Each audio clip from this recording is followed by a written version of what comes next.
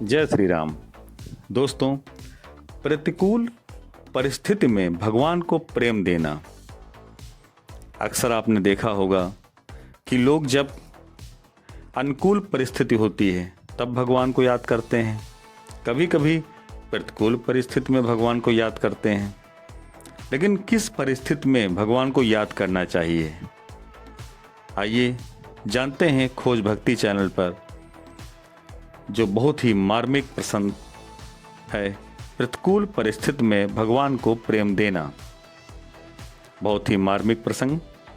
तो दोस्तों, देर न करते हुए, अगर आपने चैनल सब्सक्राइब नहीं किया है तो प्लीज़ चैनल को सब्सक्राइब कीजिए और वीडियो को लाइक करें। तो चलते हैं कहानी की तरफ। दोस्तों, जब आप अनुकूल यानी कि आपके हिसाब से आपके लिए जो पॉजिटिव होता है उसे अनुकूल कहते हैं, और प्रतिकूल मतलब होता है कि आपके उल्टा, आपके खिलाफ। तो जब आप अनुकूल परिस्थिति में भगवान को प्रेम नहीं देते हैं और उसके द्वारा सुख भोगने लगते हैं तो भगवान को अपार करुणा आती है। वे सोचते हैं कि नाशवान संसार के क्षणिक सुख में फंसकर आप अपने अनमोल मानव जीवन को व्यर्थ गंवा देंगे। भगवत प्राप्ति एवं भगवत प्रेम के असीम आनंद से वंचित रह जाएंगे। तब वे आपसे अनुकूल परिस्थिति को छीन लेते हैं और आपको भगवत प्रेम की साधना करने के लिए प्रतिकूल परिस्थिति भेजते हैं। दोस्तों, जो भगवान आपके पूजा घर या मंदिर में विराजमान हैं, उनको प्रेम मिलता है आपकी भावना से। यदि आप मन में यह भावना रखेंगे कि अपनी तरफ से बुद्धि और विवेक की सीमा तक पूरी सावधानी रखने के बाद भी मेरे जीवन में अपने आप अथवा किसी व्यक्ति के माध्यम से जिस प्रतिकूल परिस्थिति का निर्माण हुआ है वह मेरे प्रभु ने भेजी है, और इसलिए भेजी है कि मैं उनको प्रेम दूं, मैं उनका प्रेम बन जाऊं, तो भगवान को बहुत प्रसन्नता मिलेगी। यदि प्रतिकूलता में आपको दुख होता है, चिंता होती है, तो यह इस बात का पक्का प्रमाण है कि आपके जीवन में पराधीनता है। पराधीन मनुष्य किसी को भी प्रेम नहीं दे सकता।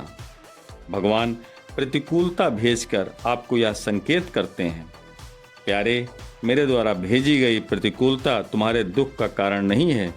तुम्हारे दुख के मूल में तुम्हारी अपनी भूल है। उस भूल का नाम है पराधीनता। प्यारे, अपनी पराधीनता का नाश करो और मेरे प्रेमी बन जाओ। यदि आप प्रभु का संकेत समझकर पराधीनता मिटा लेते हैं, भगवान के प्रेमी बन जाते हैं, तो भगवान को अपार प्रसन्नता होती है। जो भगवान आपके पूजा घर या मंदिर के बाहर हैं, उनको प्रेम देने की विधि इस प्रकार है। आपके जीवन में दो प्रकार से प्रतिकूल परिस्थिति का निर्माण होगा। एक तो अपने आप स्वतः ही, दूसरे आपके परिवार या अन्य व्यक्ति के माध्यम से। पहली स्थिति में आपको यह पता ही नहीं चलेगा कि इस प्रतिकूलता को भेजने वाला कौन है। जैसे संयम नियम से रहने के बावजूद भी आपके शरीर में असाध्य रोग पैदा हो जाए, सावधानी रखते रखते भी आप फिसल गए, हड्डी टूट गई।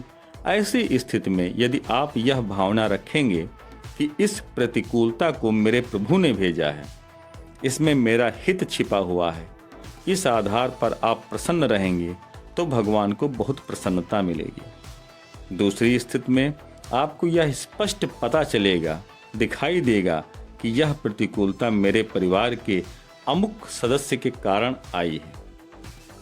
जैसे किसी परिवारजन ने आपका जबरदस्त अपमान कर दिया, आपको शारीरिक एवं आर्थिक नुकसान पहुंचा दिया। उस समय यदि आप यह भावना रखेंगे कि मेरा नुकसान मेरे ही कर्म या भाग्य से हुआ है, मुझे जो दुख हुआ है वह मेरी पराधीनता के कारण हुआ है, दिखने वाले परिवारजन ने मेरा कोई नुकसान नहीं किया है, ऐसा सोचकर आप उस परिवारजन पर लेस मात्र भी क्रोध न करें, यानी कि जरा से भी उससे क्रोधित न हो, उससे मन में भी बुरा न समझें, उसको भगवान का स्वरूप समझकर यथावत प्रेम देते रहें तो भगवान के उस रूप को अपार प्रसन्नता मिलेगी। तो दोस्तों, यह एक मार्मिक प्रसंग अगर आपको पसंद आया हो तो प्लीज़ चैनल को सब्सक्राइब और वीडियो को लाइक अवश्य करें। जय हिंद, जय भारत।